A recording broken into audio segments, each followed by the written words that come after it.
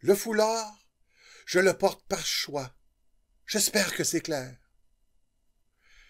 Cette déclaration, c'est celle de Sondos Lamrari, la jeune fille qui veut intégrer le voile islamiste à l'uniforme institutionnel du corps de police de Montréal. Sa déclaration est fausse, bien sûr, car cette jeune fille n'est pas l'inventeur du foulard islamiste, ni de la loi qui oblige aux membres de le porter. Le foulard islamiste est un uniforme institutionnel, tout comme l'uniforme des corps de police au Québec. Si cette jeune fille devient un jour membre d'un corps de police, ce n'est non plus par choix qu'elle portera l'uniforme. Elle doit le porter, car c'est la règle. Une obligation, tout comme la règle du voile islamiste. C'est ça qui n'est pas clair dans sa petite tête. Pas clair car ce sont les institutions religieuses politiques qui lui ordonnent ce qu'elle doit penser et dire. C'est ça qui est clair. Bon, sortons le dictionnaire. Uniforme. Une seule forme. L'uniforme est un habit réglementaire que tous les membres d'un groupe doivent porter selon des règles dictées. C'est pas un choix. Voyons le Code civil du Québec sur ce point. Organisation policière, corps de police, chapitre 3, normes de fonctionnement, article 112. Le gouvernement peut, par règlement, établir les normes applicables aux insignes et autres pièces d'identité, ainsi que les caractéristiques des uniformes des policiers. Mais notre Sondos prétend que les policiers portent l'uniforme par choix. Ça laisse de sérieuses questions sur la qualité des cours en technique policière, hein? Article 122, chapitre 3, restriction à l'exercice de certaines activités politiques. Les policiers ne peuvent, sous peine de mesures disciplinaires, se porter candidat à des élections municipales ou scolaires, ni se livrer à des activités de nature partisane à l'égard d'un candidat à une élection ou d'un parti politique. Des activités de nature partisane à l'égard d'un parti politique. Porter l'uniforme institutionnel d'une organisation religieuse qui a son propre code de règles civiles est précisément une activité de nature partisane politique. Article 125. Le devoir de neutralité politique dans l'exercice de leurs fonctions. Le devoir de réserve dans la manifestation publique d'opinion politique. Un policier qui porte l'uniforme ou une partie de l'uniforme d'une institution religieuse manifeste donc publiquement et dans l'exercice de ses fonctions les règles et les politiques de cette institution religieuse.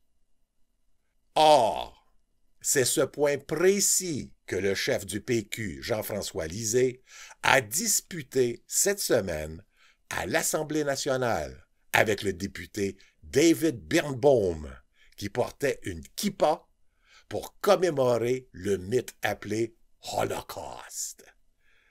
Un mythe comparable à la séparation de la mer Rouge par Moïse. C'est le premier ministre Couillard qui a provoqué la discussion, lorsqu'il a reproché à Lisée de porter une épinglette du PQ. C'est le Parti libéral qui a introduit cette interdiction ridicule sous couvert de soucis de neutralité politique. C'est donc seulement pendant une élection que le PQ et Québec solidaire peuvent s'afficher social-démocrates, la CAQ s'afficher conservateur et le PLQ s'afficher libéral. Une fois qu'un gouvernement est élu, majoritaire ou minoritaire, tous les partis doivent faire semblant de ne plus avoir de position politique. Mais par contre, un député ou un ministre peut afficher les positions politiques de son institution religieuse. Wow! L'Assemblée nationale appartient donc aux églises. C'est donc avec raison que le chef du PQ a porté son épinglette pour forcer Couillard et ce juif à expliquer la logique de cette situation, s'il y en a une. Le premier ministre Couillard ne pouvait pas répondre, car il ne fait qu'obéir aux institutions religieuses. C'est donc ce juif d'origine allemande, David Birnbaum, qui a répondu à l'Élysée, par l'habituelle crise de victimite aiguë, en se donnant des airs de bébé gâté, là, et en versant des grosses larmes de crocodile. L'habituelle scène de théâtre qu'on a déjà tout vu. On a tellement souffert. Ouais, ouais. La morve-au-nez, Birnbaum dit ensuite à l'Élysée. Si je portais la kippa en Allemagne en 1940, ça aurait été mon arrêt de mort. Mais c'est très intéressant comme déclaration, ça. Autrement dit, Birnbaum déclare que s'il ne portait pas un symbole juif en Allemagne nazie, il n'avait rien à craindre. En effet, Birnbaum est un nom allemand et David Birnbaum est aussi blanc qu'un nazi. Ses parents aussi, en 1940, de purs Allemands. Alors comment les Allemands qui étaient juifs pouvaient-ils être distingués des Allemands non juifs? Qui peut distinguer un Québécois chrétien d'un Québécois non chrétien si aucun porte un symbole?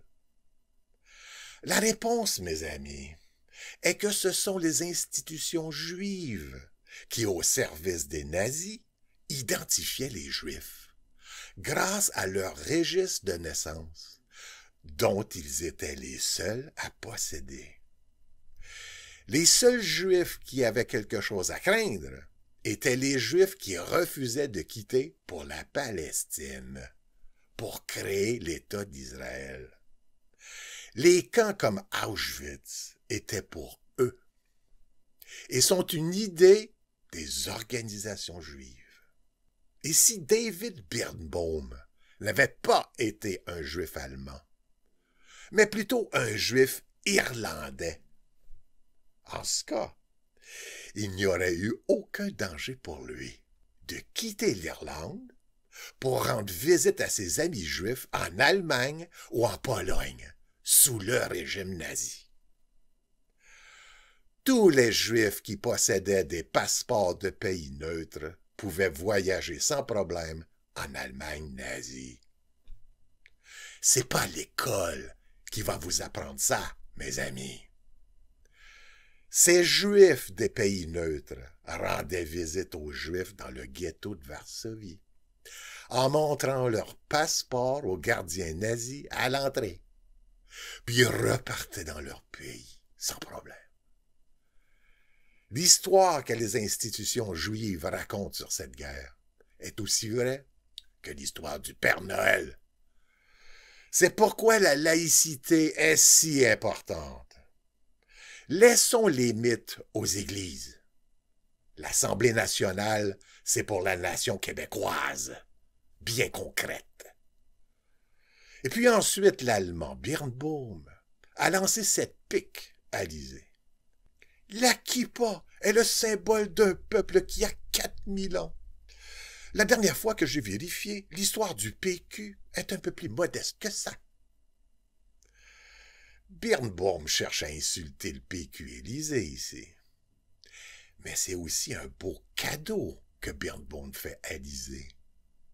Car il avoue ainsi que les institutions religieuses et les partis politiques sont de même nature et incomparable.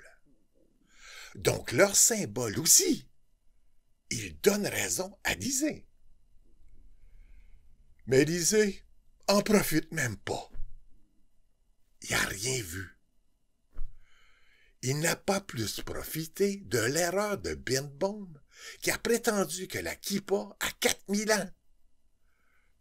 Si Lisée avait fait ses devoirs avant de porter son épingle et de s'engager contre la kippa de Birnbaum, il aurait découvert que la kippa fut inventée en Europe, au Moyen Âge, par les membres d'une secte qui ont adopté le Talmud et qui n'ont pas plus de lien génétique aux Judéens qu'en ont les chrétiens européens avec les apôtres. Hey, on est en 2018, l'ère de la génétique. On sait maintenant quel groupe partage quoi, partout sur la planète. Les recherches ont été faites sur les Juifs, autant chez les Ashkénazes que séfarades.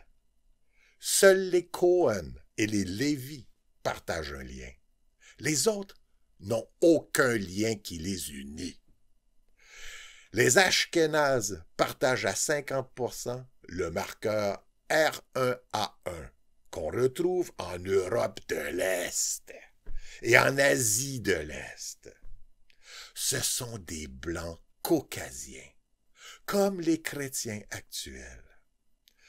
Les Cohen le partagent un peu plus que les autres, c'est tout. Les Lévi partagent le même R1A1 euro-asiatique. Rien de plus. Lévi est un nom d'Europe de l'Est et a rien à voir avec les Lévites de la Bible.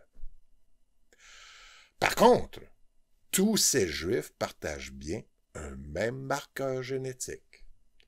C'est le E1B1B1, c'est-à-dire le marqueur que tous les humains partageons depuis 50 000 ans. Eh oui, les Juifs sont des humains comme les autres. Alors la génétique est catégorique. Ceux qui se réclament juifs aujourd'hui n'ont aucun lien génétique avec les populations décrites dans la Bible. Les Juifs actuels sont des mystiques européens qui ont adopté le Talmud pour former une secte, c'est tout. Pareil pour les différentes sectes chrétiennes. Si David Birnbaum a des liens génétiques, c'est avec les nazis en Allemagne. Il est allemand et non un lien avec les Judéens dans la Bible. Alors encore une fois, Jean-François Lisée a démontré qu'il n'a rien d'un chef. Et donc ce sont les institutions juives qui sont à la tête de cette nouvelle campagne contre la laïcité. Cette laïcité que souhaitent les Québécois. Comme je vous l'ai démontré dans ma vidéo intitulée « J'accuse », ce sont les institutions juives qui ont fabriqué les deux termes diffamateurs antisémitisme et islamophobie pour en accuser les défenseurs de la laïcité. Et ce sont ces mêmes organisations qui sont en contrôle des institutions islamistes et bien sûr de cette jeune manipulée Sandros Lamrari. Il suffit pour s'en convaincre de visiter les pages des travaux scolaires de cette jeune fille qui se prétend islamiste.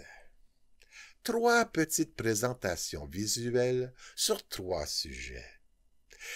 La discrimination religieuse, la laïcité à la française, c'est-à-dire la fausse laïcité, et enfin, la fête juive Hanouka. Nul besoin d'en rajouter, n'est-ce pas?